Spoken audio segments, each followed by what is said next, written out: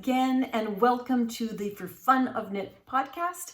My name is Linda and I'm coming to you from a very bright and cloudy day in the sunny southeast coast of Ireland. And this is also day 13 of the FAB14 in February, where I have cast on every single day in the month of February a new project. 2 days left, today and tomorrow, and then that is it for the cast-ons. This is kind of addictive. If this is your first time watching, welcome. For those of you that have been watching along, you know what I'm talking about. This whole casting on, while it's been a bit of a effort to organize, casting on this many projects has been a lot of fun. So looking forward to today's cast on. First we're going to review yesterday's cast on, which was the Monday sweater by Petite Knit, and then we will spin the wheel for day 13. And on day 15, I'm going to do a wrap up of the whole program. So we'll see how that goes. But before we get started, what am I wearing? I am wearing my halibut sweater by Caitlin Hunter.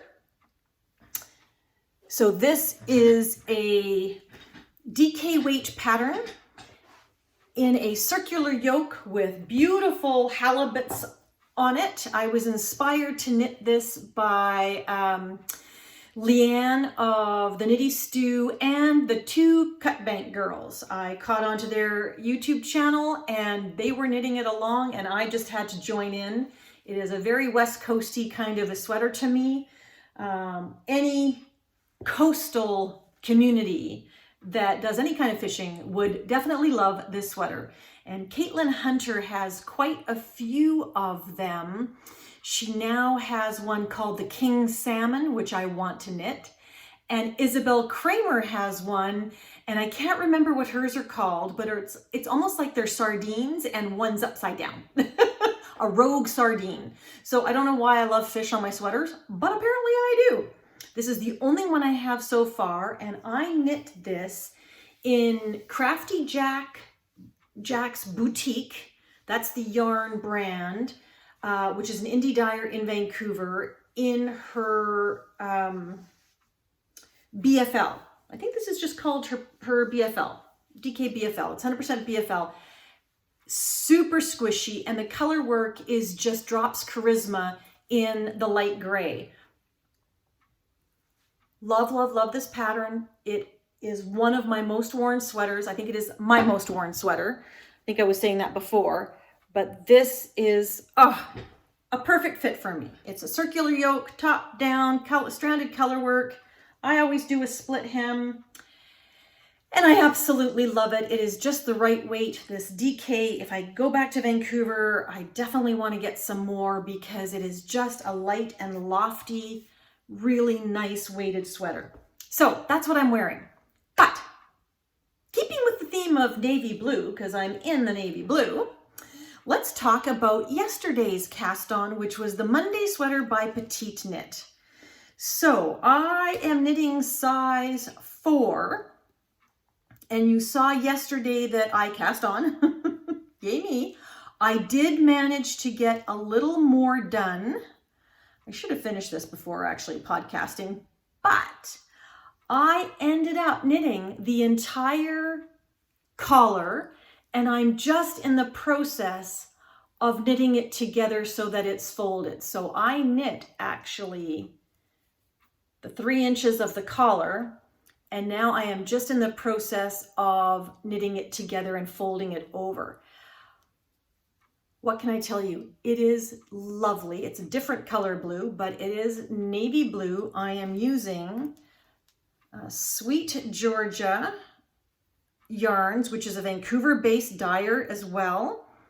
And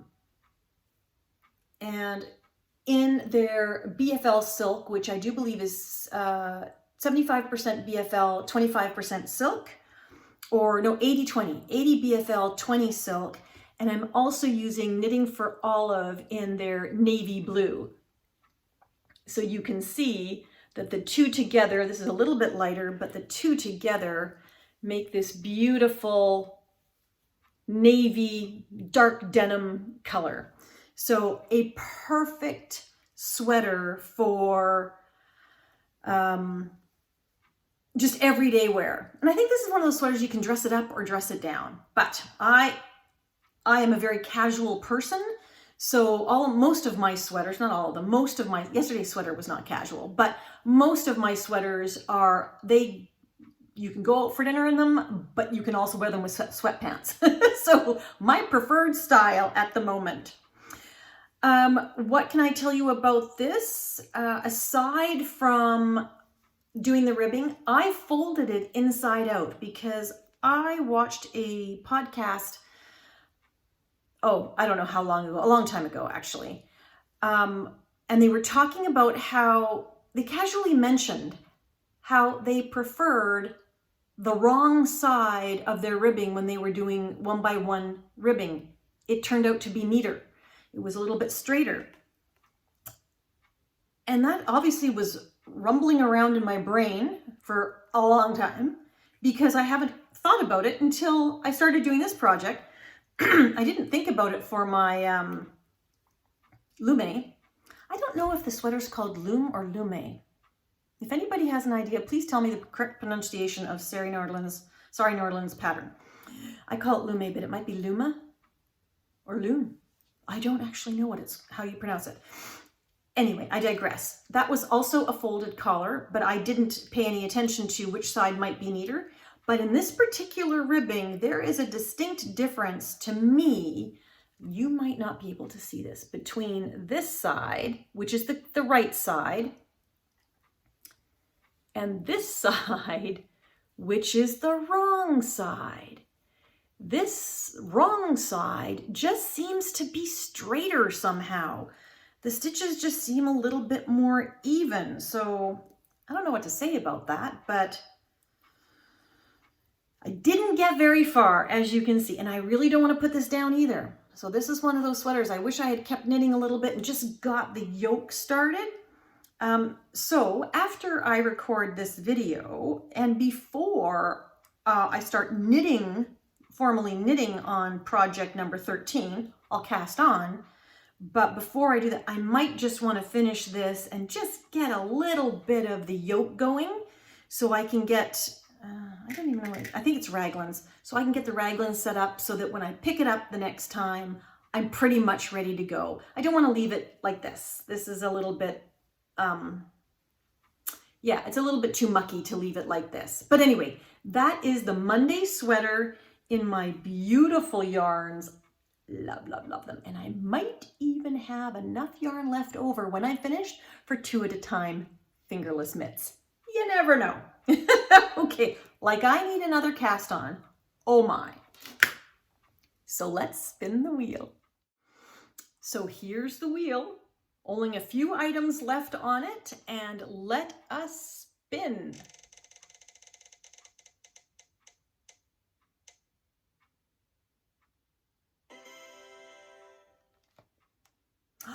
Agave! Yay! Woohoo! So this is another pattern by Yumiko Alexander. So a summer knit number 2. Oh, let me get the yarn and the pattern and we'll give it a quick review. So this is the Agave by Yumiko Alexander and her company is called Dando, D-A-N-D-O-H. She published this in September 2023, so it's a relatively new pattern. And that's why I said I'm matching some of my old stash yarn. I was trying to get old patterns as well, but not every pattern kind of matched with my yarn. It is a worsted weight pattern using, 5.5 millimeter needles. So a nice loose gauge. Again, love that. This time I'm going to stick to the loose gauge. And it comes in sizes basically from, again, a 42-inch all the way to 58-inch. And let me take a look here. So then those are finished sizes. So again, it, could have been a little bit more size inclusive, but it is intended to be worn with a significant amount of positive ease. But again, patterns should account for the actual bust size and give the correct positive ease for the bust size. In this case, the finish size I'm going for is 11 inches of positive ease. Her model, I think she's modeling it, if I'm not mistaken. She's actually going with 17 inches of positive ease. Not doing that. I think 11 is plenty. Thank you very much. I don't want to be swimming in the garment. But so I'm going for a size 3, and I am probably going to make the 21 inch, so the mid-length length. I might go the shorter, 18, I'm not too sure. I have to think about that. But I'm going to probably do the 21 inch sweater with the actual longer sleeves. And in some of the project patterns, I've seen that they actually did the motif down the sleeves as well. And I like that. I think it adds to the airiness. So that is something that I would like to do if I can manage it. The way it's constructed, it might not be possible. Oh, here I'm looking at it. That is the way she's constructed it. She's got the motif going down the sleeves. So just ignore me completely. Yay! So I get to knit it the way I liked it. So again, very simple, 2 rectangles. It's a boat neck. It is seamed, so you're knitting the front and you're knitting the back, and then you're knitting the sleeves later. I think you're picking up for the sleeves after the fact.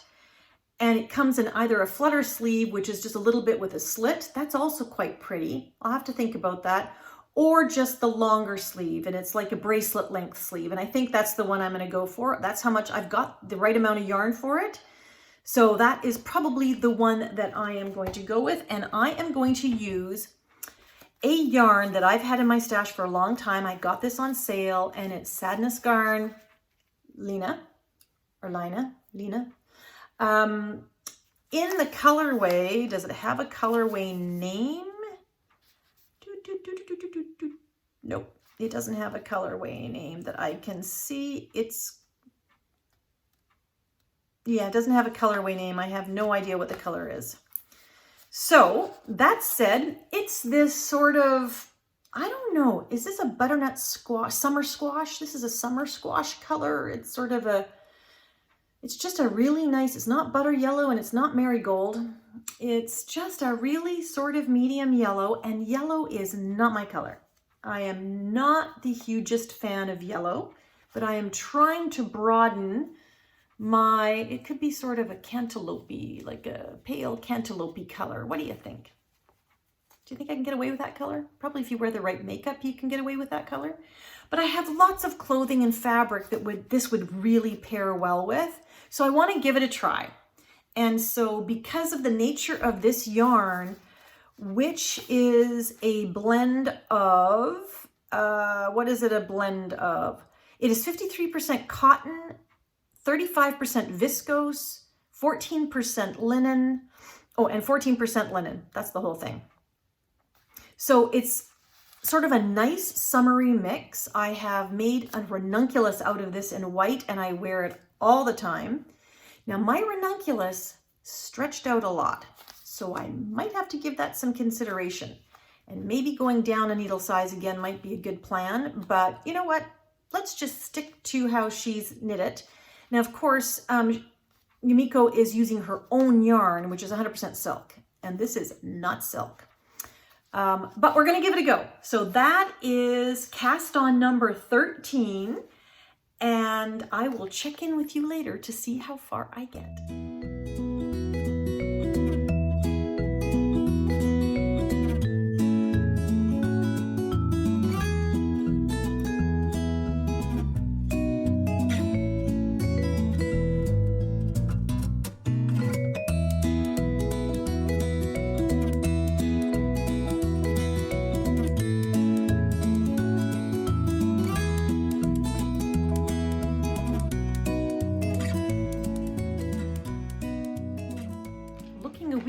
Shelved. I got a little carried away with my cast on.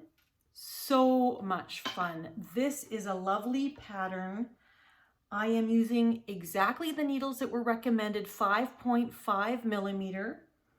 my Chagu interchangeables on a 30-inch cord. I could have gone shorter, but here, are you ready? I have done the first 7 rows of the agave, and look there, you can see the patterns coming in. Super simple, easy to follow, and I am loving it. My gauge is exact. I've got exactly a 25-inch strip here, and that's before it's blocked. So I think it's going to fit perfectly. Oh, I couldn't be more thrilled. An easy knit. And like I said, it was so enjoyable. I got carried away on the cast on because you start into the lacework right away. So highly recommend so far. So that's it for me today. I hope you enjoyed, and I look forward to seeing you for our last cast on day tomorrow, cast on day 14. So take care, everybody. Happy crafting, and I'll see you tomorrow. Bye for now.